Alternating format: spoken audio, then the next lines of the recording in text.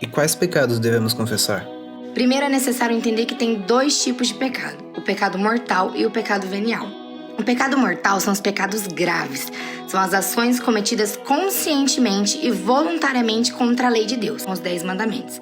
Ou seja, a pessoa sabe que é errado e mesmo assim ela comete o pecado por vontade própria. Então, porque ela quer. Os pecados mortais, eles rompem a comunhão com Deus. Por quê? Porque ele destrói a caridade que existe em nós, ou seja, a nossa essência ela é manchada. Nesses casos de pecado mortal, não se deve receber Eucaristia antes de você realizar a confissão. Já os pecados veniais são os pecados mais leves, são aqueles relacionados com valores secundários à lei de Deus, ou cometidos contra ela sem pleno conhecimento ou consentimento. Ou seja, você não tem conhecimento do que você está fazendo, você está pecando, mas você não sabe que aquilo é pecado. O pecado mortal, ele corta a nossa relação com Deus. O pecado venial, ele apenas enfraquece a nossa relação com Deus. Devemos confessar, sobretudo, os pecados mortais, mas a gente não deve omitir, menosprezar ou deixar de falar dos pecados veniais, porque ele nos dispõe a cometer um pecado mortal. O momento ideal de pedir perdão dos pecados veniais é na missa, lá no momento do ato penitencial.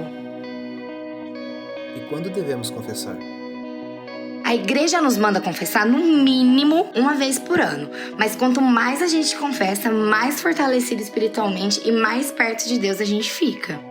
E como devemos nos preparar para uma confissão? Há 4 passos para uma boa confissão. Passo 1 é nós nos colocarmos em oração e pedir para Deus um coração arrependido. Isso é bom porque nós precisamos estar realmente arrependido para ser perdoado. Não adianta a gente confessar da boca para fora, a gente precisa estar realmente arrependido para os nossos pecados ser perdoados. Passo 2. Realizar um exame de consciência, ou seja, pensar nos pecados cometidos desde a sua última confissão. Uma dica é fazer uma listinha dos pecados, isso ajuda bastante. Passo 3. Dirigir-se a um sacerdote e confessar os seus pecados. Passo 4. Seguir as orientações dadas pelo sacerdote. Ele pode te dar alguma penitência, pode ser alguma oração, pode ser alguma ação caridosa e pode ser até mesmo um ato de contrição, que é a oração que expressa o arrependimento.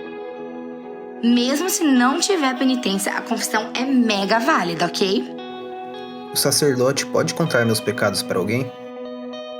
Não, a confissão é um sigilo total. O sacerdote não tem permissão para revelar o pecado que você contou. E se ele contar, gente, ele sofre uma penalidade. Então pode ficar tranquilo, a confissão vai ficar entre você, o sacerdote e Deus.